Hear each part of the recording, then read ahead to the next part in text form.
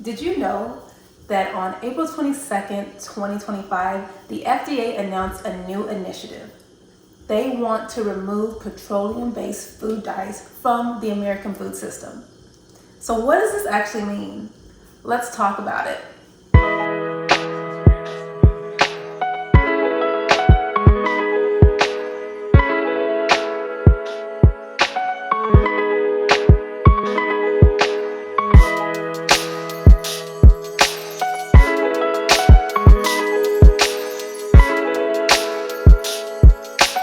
Hey guys, welcome back to my channel, The Functional Plate. It's Sakina, your nutritionist and nutritional guide, teaching you how to use food to heal your body. Today's episode is going to be a little bit of a food science experiment. I was recently doing some research about the FDA and the health department declaring that they wanted to remove petroleum-based food dyes from the US food supply. And I've been seeing so many stores and brands getting on board with this initiative, from Target to Walmart. You'll see news headlines where they are starting to remove products from the shelves if they contain any of the remaining 6 certified petroleum-based food dyes, including red 40 and yellow number 5. So I wanted to have this discussion because, as you know, your girl loves functional foods. And I was thinking about how many natural plant-derived food dyes there are. And I wanted to share with you a couple of them. And then I'm going to do a little experiment to see just how well these natural plant-derived food dyes actually transfer to food in the baking process. So right now, I currently have some natural food dyes that are already approved by the FDA to be used as a food dye. And that includes turmeric, spirulina, and butterfly pea flower. And I also am adding in charcoal, because charcoal is something that people use already as a binder when they're doing detoxes. But I've used it in soaps as a detoxing method in soaps, and you do ingest charcoal orally. It's not an FDA approved food colorant because of the fact that it is a binder. It can bind to your minerals and vitamins and can lower the absorption level of important nutrients. So that's why it's not really something that I would say is safe to use as a food dye regularly. However, for the sake of this experiment that we're going to be doing today, I'm definitely going to give it a shot to see how it changes the color of the food that we're going to be making today. So I want to go over a list of some FDA approved natural food dyes. Gaultheria extract, which is a blue color.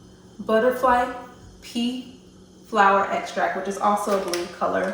What I have here is actually butterfly pea flower, which you would steep as a tea, and I'm going to show you that blue color here as a tea. And then I've also ground some up, and we're going to try to see if we can extract some of the color from the ground flowers into our dough. We're going to be making some little mozzarella sticks, and we're going to use pizza dough as our baking form today so that we can kind of see how the color transfers. Some other natural food sources that have already been FDA approved are beetroot red, calcium phosphate. So beetroot red is obviously red, and then calcium phosphate is a white color. Spirulina extract. I have spirulina, which is a herbal supplement, and it contains a lot of really good healthy minerals and antioxidants, as it is a sea algae. But I'm going to open a capsule and use the actual powder to see what we can extract. I've actually used this to make homemade soaps. It does have a nice little green texture to it, or sorry, green color, but that's what we're going to do with the spirulina today. Turmeric. This is turmeric. I've also used this when making soap, but turmeric is a spice seasoning that you can use with food. It's common in Indian cuisine, and it does have a really strong flavor, so I'm a little hesitant to use turmeric consistently as a yellow food colorant, simply because of the flavor aspect of it. If you don't want the turmeric flavor, you're not going to want to use turmeric. However, it does have a nice little color to it. There's also pitaya. I ran out of pitaya. I had some, but I ran out. But it's this beautiful fuchsia color, and it is derived from dragon fruit. You can get it as an additive to like smoothies when you're at a smoothie shop. So if you don't want to go buy it at the store, next time you go grab a smoothie, see if they have pitaya as a food herbal supplement to add to your smoothie. And then obviously we already mentioned charcoal. I'm not going to recommend that y'all use charcoal, but I want to use it today just to kind of see how that color transfers into the pizza dough. All right, so just so you can see the colors first before we integrate them into the pizza dough, I have some turmeric here. I'm actually not going to use this in the pizza dough, but I do want you to see how vibrant this yellow color is. It's a really pretty mustard yellow, and I think it would look really great. This right here is the spirulina capsule. Such a vibrant, pretty green. It's very vibrant. Such a vibrant sea blue. And then we have charcoal, which is so black. Like, look at that. If you ever needed to dye anything black, like, that's black, y'all. It's as dark as you're gonna get it. And obviously when you mix it with white, it's gonna give you more gray tone. But look at my finger, it's so dark right there. Now, let's take a look at some of this butterfly pea powder.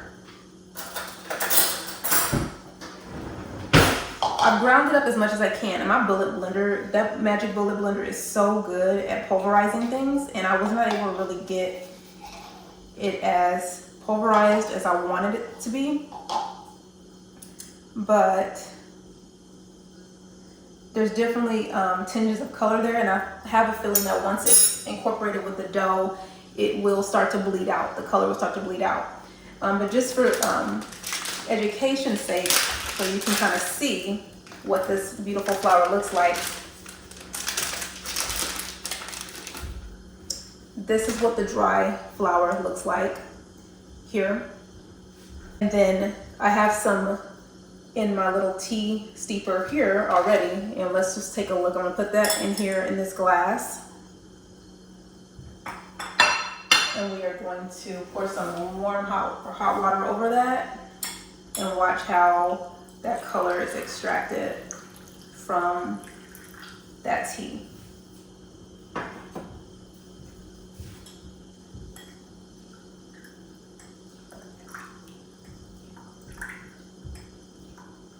As you can see, is a nice blue color, and it does get darker. I'm just letting it steep a little longer.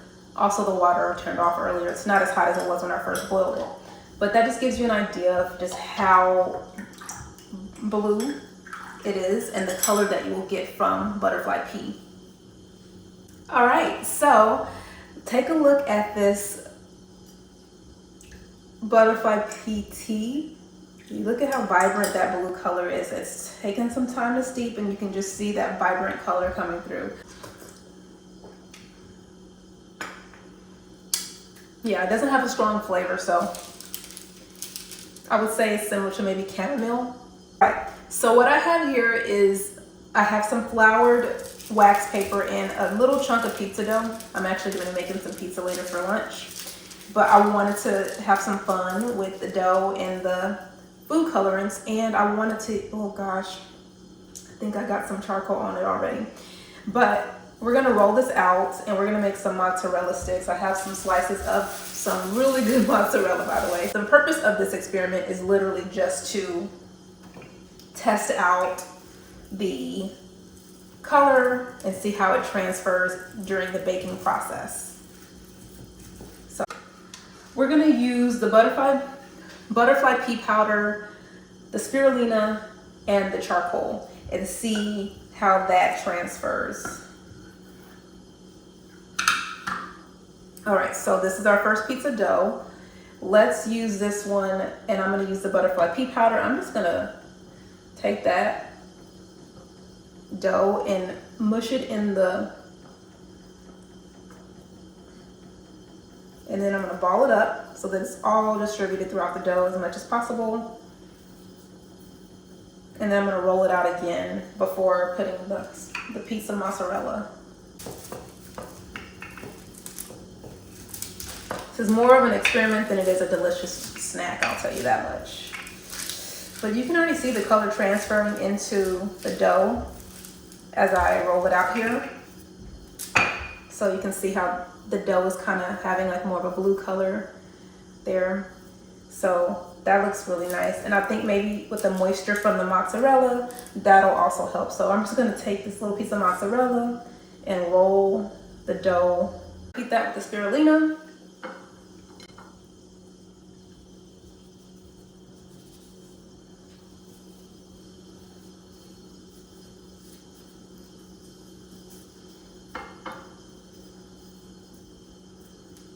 Not too late to do that.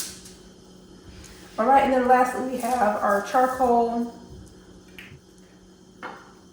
So I'm just putting it in the charcoal. And as I mentioned, don't forget, I do not recommend charcoal as a standard natural food dye. It is not recommended by the FDA because of the fact that it is a binder. People typically use charcoal to bind to toxins whenever they do detoxes. If they are trying to rid themselves of parasites, you use the charcoal as a binder in that process, but I do not recommend it as a standard food dye. This is just for entertainment and education purposes. So that's what this is. So I already have everything on the baking sheet. Because I do want this to be palatable, let's go ahead and just do something to it. I'm just gonna add some olive oil. I don't have a brush for the oil, unfortunately, so we're just gonna use our finger just to brush some olive oil on top of the dough before adding some thyme and some garlic powder and some salt. Just gonna keep it simple. Those are all fun Italian flavors. Some garlic, some thyme.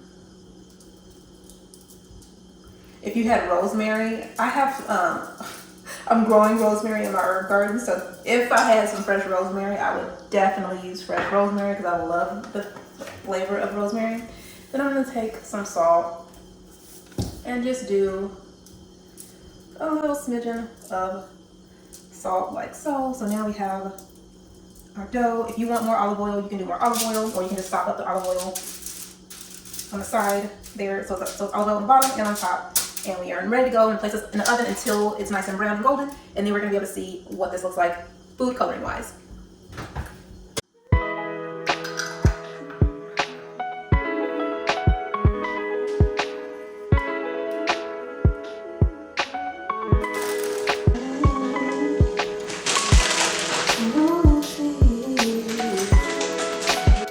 All right, guys, so our pizza rolls or mozzarella sticks are done, but I learned something today that I didn't know before. Never looked up a recipe for mozzarella sticks, so that's my bad. I think I probably should have frozen the mozzarella cheese as opposed to having it be completely almost room temperature. Because obviously the cheese is gonna melt so much faster in the oven and the dough still needs to bake. So that wasn't a good idea. Oh well, that wasn't the purpose of this experiment. Anyways, I just wanted to see how the dough took color. So here we are. I'm gonna lay out my little mozzarella cheese sticks, but we're really gonna be focused on the color here. That's what we're really looking at. And my pizza is in the oven right now. I'm making myself a basil pesto mozzarella cheese pizza for lunch. And I'm excited about that. So this one was our butterfly pea flour. And it is cooked all the way. You can see it's nice and brown on the bottom here. But let's take a look at how this transferred over. Very deep blue. Definitely more like a, what would you call that? Cobalt blue, indigo. But look at that color. Look at that color and how that is transferred. Almost a purple too. Like it definitely is giving me purple vibes with that. Let's taste the dough and see how the dough tastes. It's actually pretty good. Actually really good. Okay, I didn't mess up. Adding the olive oil and the thyme. All it needs is some marinara, which I have in the fridge. Oh, we about to be in that thing. Okay. So, I do like how the color of the butterfly pea transferred to the dough here. Very blue. Very blue. It looks like literally blue food coloring. Okay, so our next one, this one is the spirulina. Remember, the spirulina had more of a green color to it. But when it cooks through, it gets even deeper. It's more like it's a deep, deep, deep forest green.